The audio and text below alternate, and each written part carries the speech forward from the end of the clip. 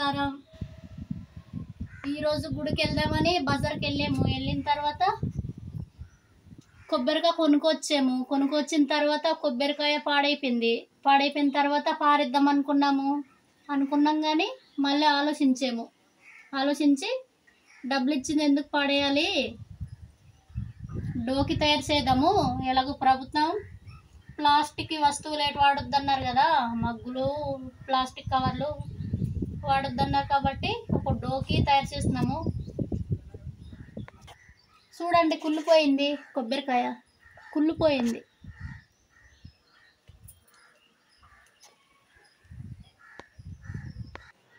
మా ఇంటికాడ రంపం లేదండి, అందుకే కత్తితోని గుండ్రంగా కొయ్యాలి, చుట్టూనంతా గుండ్రంగా కొయ్యాలి. కొబ్బరికాయ ఈ విధంగా కొయ్యాలి. కొబ్బరికాయ డోకి తయారు చేయడానికి.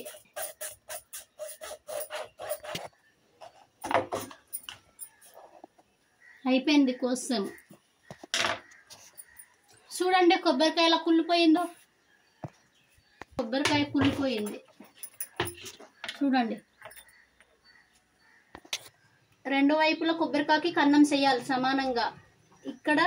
ఇక్కడ సమానం చేసి ఇది ఇలా పెట్టుకోవాలి.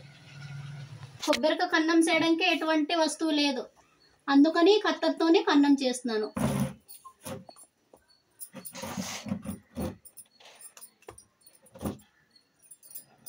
చూడండి, అమ్మయ్య కన్నం అయిపోయింది. ఈ విధంగా ఇటువైపు కూడా కన్నం చేయాలి. ఇటువైపు తిన్నగా. ఇదిగోనండి కొబ్బరికాయలు రెండు వైపులు కన్నం చేస్తాను, కష్టంకి కన్నం చేస్తాను. ఈ పక్క ఈ పక్క ఈ పక్క ఈ పక్క.